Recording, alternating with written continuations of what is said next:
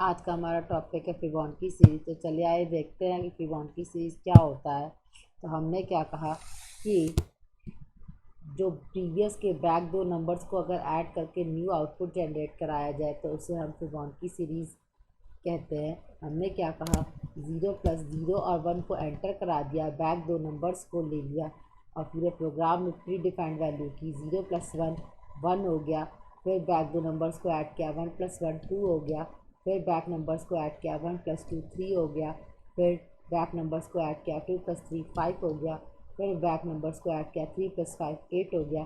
फिर 5 + 8 किया, 13 हो गया। फिर 8 + 13 21 हो गया। इसी तरीके से हम एन टर्म्स तक कैलकुलेट कर सकते हैं। चलिए आइए इसका प्रोग्राम देखते हैं। import java.util.scanner। util हमारे पैकेज का नाम है और स्कैनर हमारी क्लास है। पैकेज क्या होता है, कलेक्शन ऑफ क्लासेस को हम पैकेज का नाम देते हैं। Class example7 public static void में स्ट्रिंग आर्गूमेंट, फिर int n number of terms है, a और b दो वेरिएबल है, i हमारा लूप के लिए और c आउटपुट जनरेट किया है। सबसे पहले प्री डिफाइंड वैल्यू लेंगे।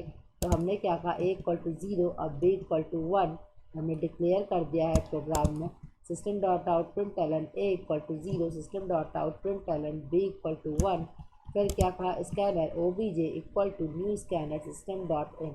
obj हमारे ऑब्जेक्ट का नाम है, स्कैनर हमारी स्कैनर क्लास का, और सिस्टम डॉट इन क्या है, to read the input from the keyboard. फिर हमने क्या कहा, system dot out println enter number of terms. N क्या है, हमने क्या कहा कि कितने टर्म्स तक कैलकुलेट करना है, उसे क्या नाम दिया हमने, एन नाम दिया। तो हमने क्या कहा, एन = obj.nextInt। obj हमारे ऑब्जेक्ट का नाम है और नेक्स्टइंट मेथड है स्कैनर क्लास का, जो कि इंटीजर को इनपुट कराने के लिए इस्तेमाल किया जाता है। फिर हमने क्या कहा, फॉर i = 1, i <= n और i ++। तो हमने क्या कहा, i की वैल्यू 1 ले लिया इनिशियल वैल्यू, और फिर n की वैल्यू मान लेते हैं 4 एंटर किए। तो 1 <= 4, 1 छोटा है 4 से, तो कंडीशन ट्रू है, तो लूप के अंदर आया c = a + b। c = a + b मतलब c की वैल्यू क्या होगी, 0 + 1 1 हो जाएगी।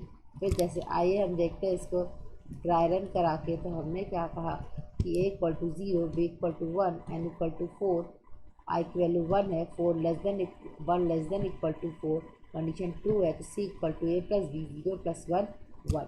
फिर इसके बाद से हमने क्या कहा था, a = b और b = c, मतलब b की वैल्यू a में डालें और c की वैल्यू को d में डालें।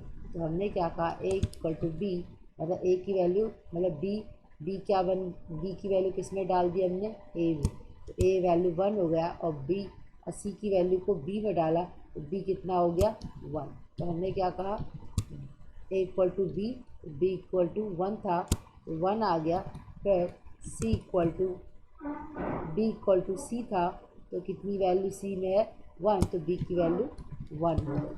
ठीक, फिर हमने क्या कहा, दोबारा लूप चला, i = i + 1, 1 + 1 2, 2 <= 4, कंडीशन ट्रू है, लूप के अंदर आया c = a + 1, मतलब a की भी वैल्यू 1 और b की भी वैल्यू 1, तो कितना हो गया, c की वैल्यू 2 हो गई। तो चलिए आए देखते हैं, हमने क्या कहा कि i की वैल्यू 1 + 1 = 2 थी, 2 <= 4, कंडीशन ट्रू थी, तो c = a + b, a की वैल्यू क्या है, 1 है, और b की भी वैल्यू क्या है, 1 है।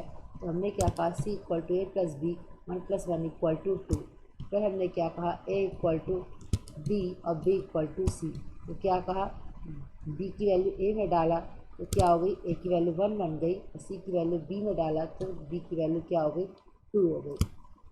तो हमने क्या कहा, अच्छा ये कहाँ से वैल्यू आ रही है, c की वैल्यू यहाँ से आई और b की वैल्यू कहाँ से आई, यहाँ से आई। ठीक, तो हमने क्या कहा, फिर हमारा दोबारा जब लूप चला तो i की वैल्यू कितनी हो चुकी है, 2 हो चुकी है, 2 + 1 3 हो गई, 3 <= 4, कंडीशन ट्रू है, लूप के अंदर आया c = a + b, मतलब 2 + 1 + 2 3 हो गई वैल्यू। तो हमने क्या कहा, फिर कितनी हो गई वैल्यू, हमने क्या कहा, i की वैल्यू 2 + 1 3, c की वैल्यू 1, c = a + b, 1 + 2 3 हो गई वैल्यू। फिर स्वैप किया वैल्यूज़ को, a = b A equal to B और बी इक्वल टू सी, तो हमने क्या कहा कि ए इक्वल टू बी, तो ए की वैल्यू 2 हो गई, और बी इक्वल टू सी, तो बी की वैल्यू कितनी हो गई, 3 हो गई। ठीक, फिर दोबारा लूप चला, दोबारा जब लूप चला तो हमने क्या कहा, I equal to I plus 1, 3 plus 1 4, 4 less than equal to 4 condition true है। C equal to A plus B, मतलब 3 प्लस, फिर 3 प्लस 2, 3 प्लस 2 5 हो गई वैल्यू, सी में कितनी स्टोर हो गई वैल्यू, 5 हो गई। तो हमने क्या कहा, I equal to 1, 3 plus 1 4, 4 less than equal to 4 condition true थी।